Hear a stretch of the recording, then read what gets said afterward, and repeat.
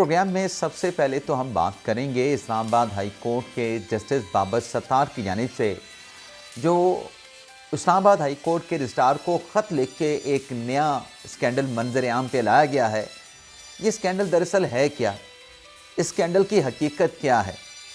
सबसे पहले तो इस बड़ी ख़बर की डिटेल आप देखने वालों के साथ शेयर करेंगे और इसके बाद जो पाकिस्तान तहरीक इंसाफ से मुतल्लिक दो बड़ी अहम ख़बरें हैं।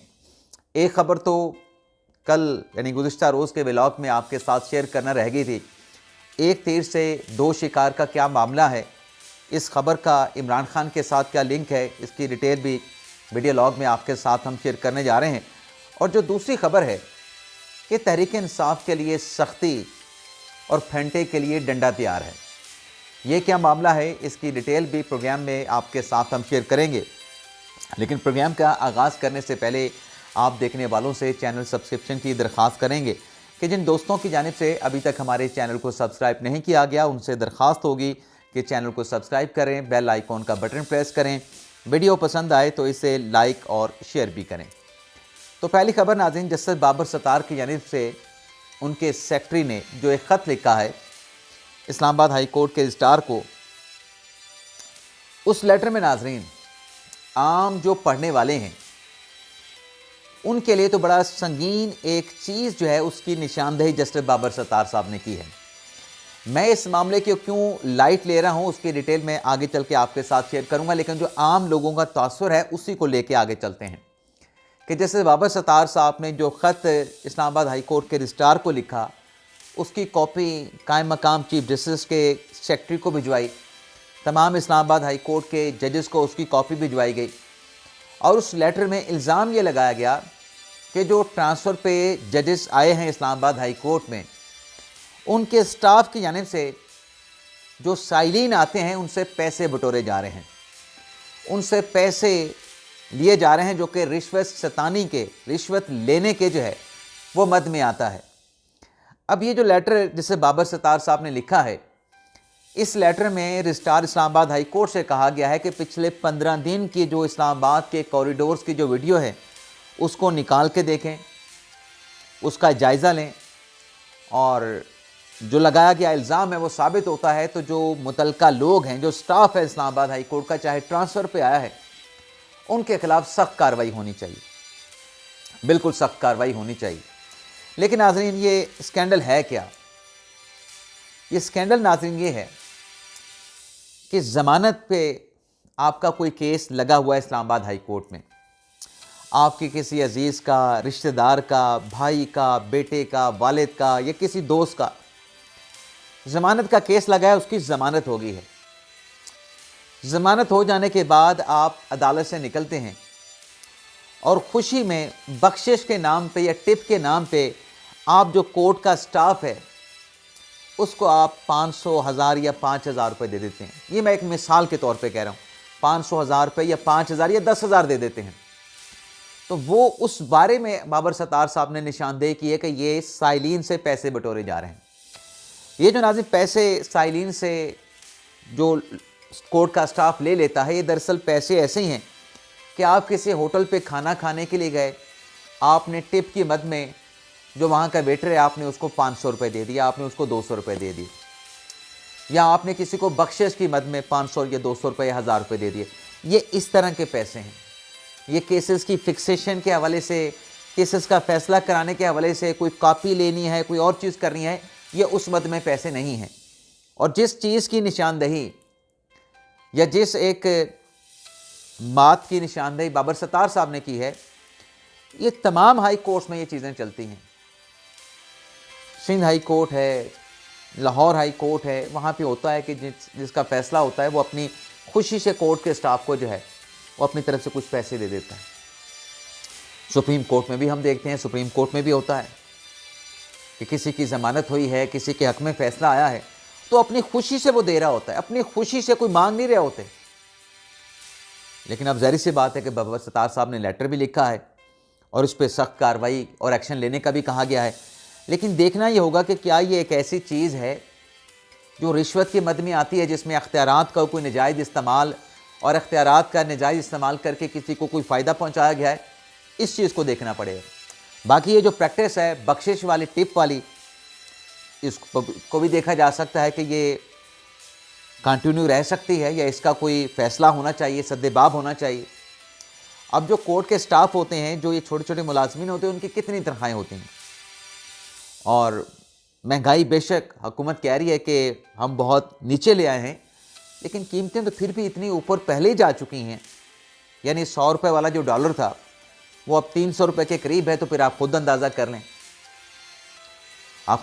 कर लें, तो लोगों के लिए तनख्वाहों में गुजारा करना मुश्किल है। कल एक वाक़या पेश आया, एक टैक्सी वाला, मैं आपको एक मिसाल पेश कर रहा हूँ। एक टैक्सी वाला मेरी गाड़ी के पास आया तो उसने कहा भाई काम नहीं है, आप खुद देख सकते हैं कि सड़कें खाली पड़ी हैं, कोई थोड़ी बहुत इमदाद कर दें।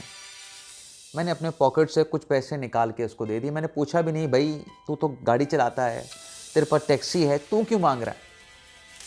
यही ज़हन में आया कि भाई उसको ज़रूरत होगी तो मांग रहा होगा।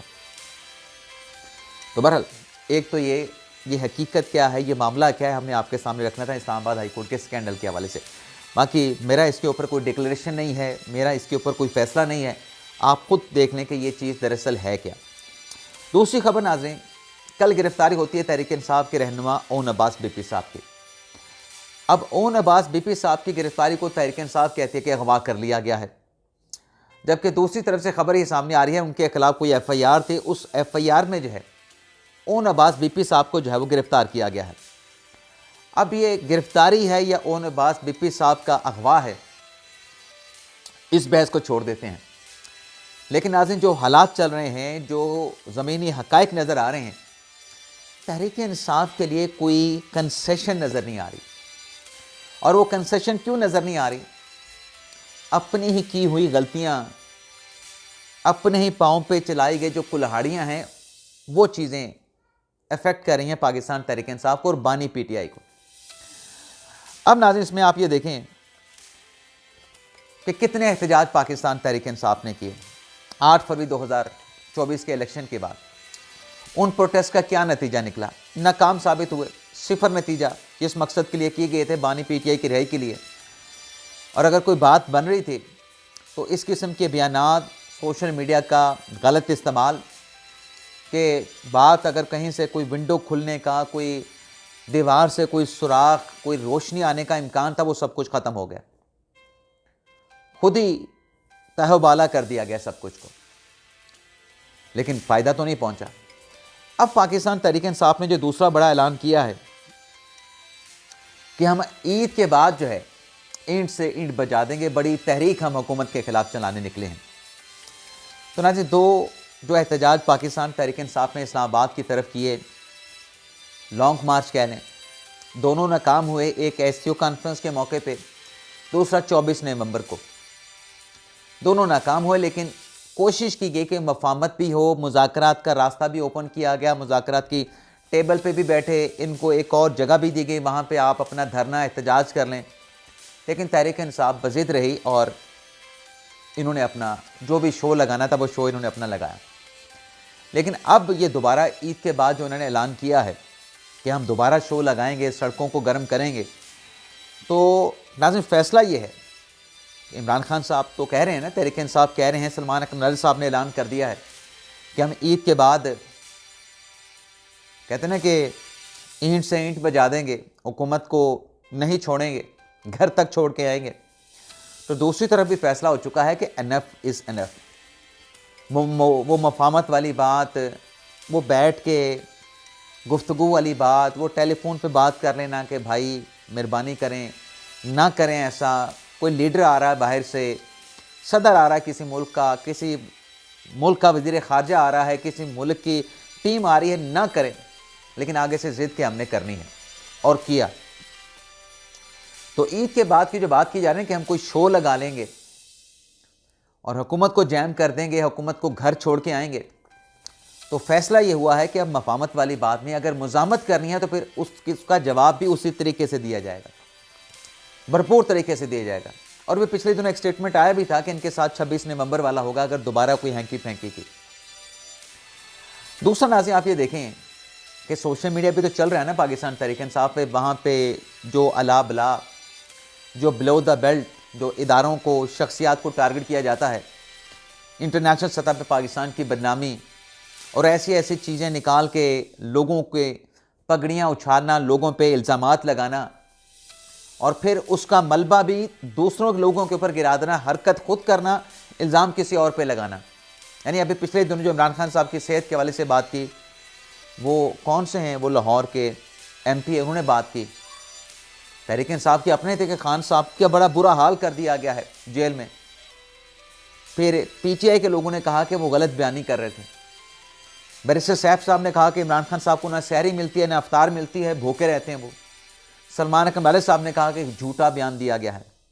अब ये जो स्टेटमेंट दिया गया है, इस पे अब जैसे मैं कह रहा था कि एनफ इज़ एनफ, तो पॉलिसी या फैसला दूसरी तरफ से यही है कि कोई मफामत नहीं, कन्फ्रंटेशन करनी है तो चलें कन्फ्रंटेशन ही करेंगे।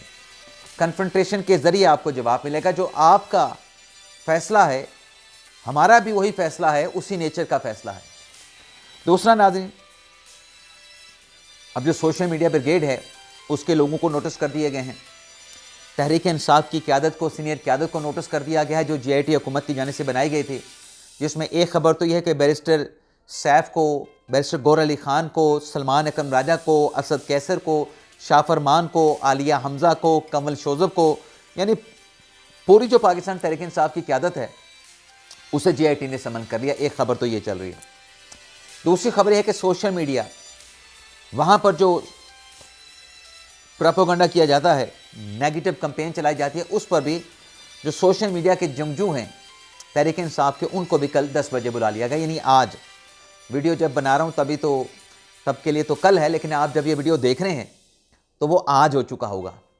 तो आज जुमे के दिन तहरीक इंसाफ की सीनियर क़यादत को और तहरीक इंसाफ के सोशल मीडिया को लोगों को बुला लिया गया है।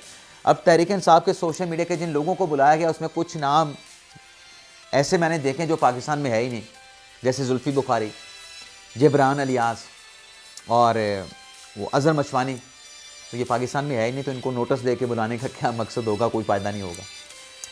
बाकी जहाँ तक एक तीर से दो शिकार की बात है, जो पिछले दिनों मुनीफ फ़ारूक साहब ने अपने एक वीडियो लॉग में बात की थी कि उनके पास इतलात ये हैं या उनका एनालिसिस ये है कि ज़मीनी हक़ाइक़ में और ख़ास हालात की रोशनी में जो मिलिट्री कोर्ट्स का फ़ैसला है, उसमें मिलिट्री कोर्ट्स के फ़ैसले बरकरार रखे जाएंगे। कोई उन्होंने फ़ाइनल बात नहीं की थी, लेकिन उन्होंने अपना, मेरे जो मैं समझ सका हूँ, वो अपना एनालिसिस दे रहे थे। उन्होंने जो चीज़ों को परखा, जो देखा, उनकी जो रीडिंग, उनकी अपनी रीडिंग थी, या जो चीज़ें चल रही थी उनकी जो अपनी डी कोडिंग थी, उस तनाज़र में उसका एनालिसिस करके वो अपनी बात जो है अपने व्लॉग में बता रहे थे। अब नाज़रीन, इसमें एक तीर से दो शिकार वाली क्या बात है और इसका इमरान खान साहब से क्या लिंक है। एक तो नाज़रीन, आप देखें कि जो इंट्रा कोर्ट अपीलें हैं हुकूमत की, जो पहला मिलिट्री कोर्ट का फ़ैसला था दरख्वास्तों पे, एतजाज़ हसन की दरख्वास्त, सलमान अकरम राजा की दरख्वास्त, बाकी जवाद ख्वाजा की दरख्वास्त, क्या फ़ैसला था कि सिविलियन का मिलिट्री कोर्ट में ट्रायल नहीं हो सकता। अब उस फैसले के खिलाफ वफाकी हुकूमत की इंट्रा कोर्ट अपीलें हैं, इंट्रा कोर्ट दरख्वास्तें हैं। अब इसमें नाज़रीन जो दलाइल दिए जा रहे हैं, जैसे कल हामिद खान साहब ने दलाइल दिए, एक्चुअली तो ये जो सिविलियन का मिलिट्री कोर्ट ट्रायल करने वाले जो वकला हैं, उनके हक़ में तो फ़ैसला आ चुका है। उस फैसले से इख्तलाफ तो वफाकी हुकूमत ने किया है। वफाकी हुकूमत के वजारत दिफा के वकील ने उस फैसले को अपने दलाइल में हिट किया है। लेकिन ये जो वकला है जिन्होंने उस फैसले का दिफा करना था, जिसे वजारत दिफा के वकील हिट कर रहे थे, काउंटर कर रहे थे, जिसके खिलाफ आर्गूमेंट्स कर रहे थे, अभी तक मैंने ये देखा है कि जितने वकील थे जो जिनके हक़ में फ़ैसला आया, उन्होंने अपने दलाइल में इस फैसले का ज़्यादातर वकला ने दिफा ही नहीं किया।